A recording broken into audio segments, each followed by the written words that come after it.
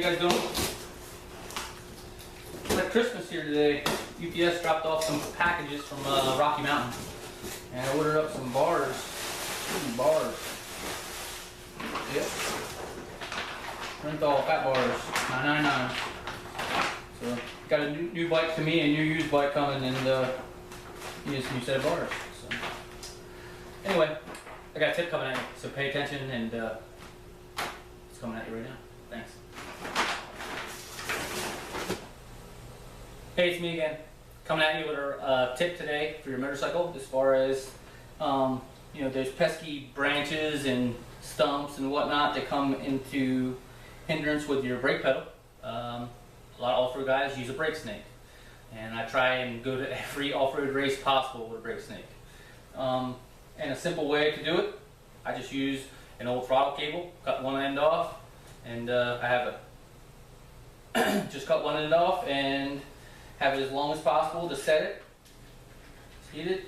And at Home Depot you can get these ferrules, they call furls. I never know what to call them. Or Spanish is casquillos. Casquillos? Casquillos. Don't ask me to spell that, but I mean it's right here, but still.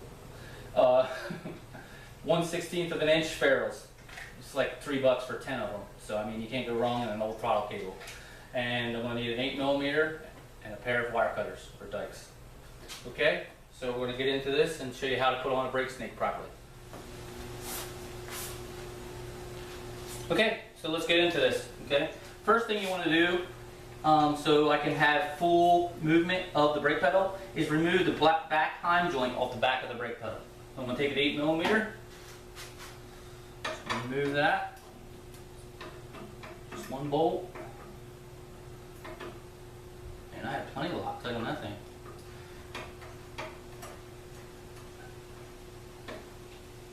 Okay, so now you can see with that removed, I have full movement of the brake pedal.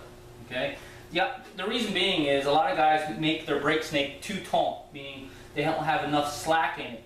And if their brakes get a little bit hot and you start to lose a bit of pedal, or they go down a little bit because of wear or whatnot, you'll start to get a little bit more play in your brake pedal. But if your brake snake's too taut, it doesn't allow you to press the brake at all. So you have to have full movement with the brake snake mounted. So I like to remove that so I can be sure that, okay, I can get this adjusted properly where I need it.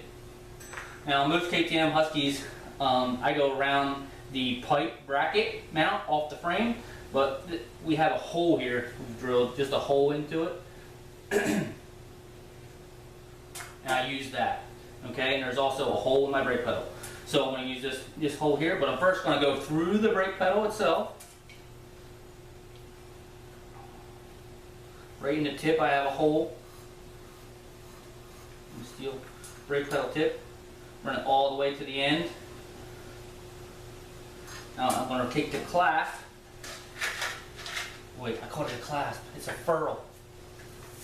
Ferrule. I always think of pipe fittings or brake tubing or something like that. Ferrules, but that's what they call it. That's what we're going to call it. It's childproof too, the box. I'm going to take this ferrule and work it down the old throttle cable first. Then we're going to go through the hole. You can also go around your frame tube if you like. I don't like it just because it kind of scratches the paint up after a while with excessive wear, where it's constantly working every time you hit the brake pedal. Okay? So make a loop, and then you're going to go back through the ferrule. Ferrule. My new word for the day. Anybody that knows me, then that's a pretty big word for Rich. So, and we're struggling.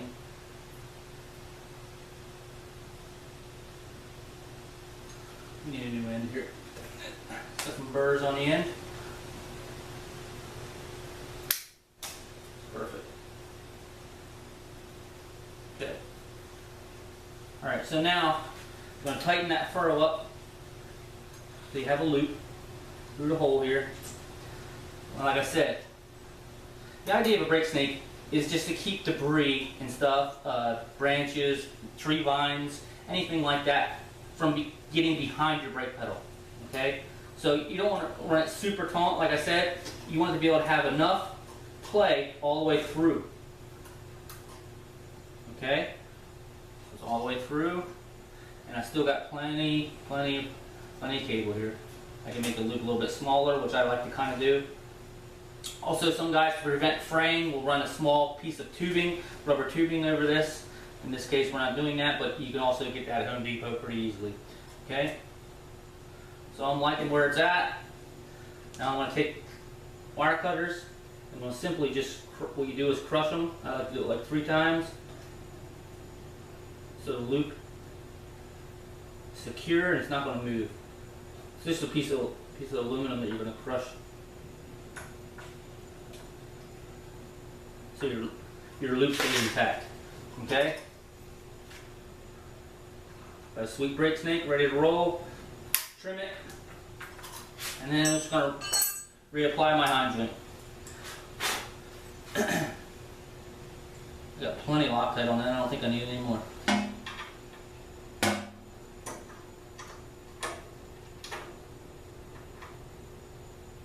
It's nice and hot in the garage today. That's the way we like it.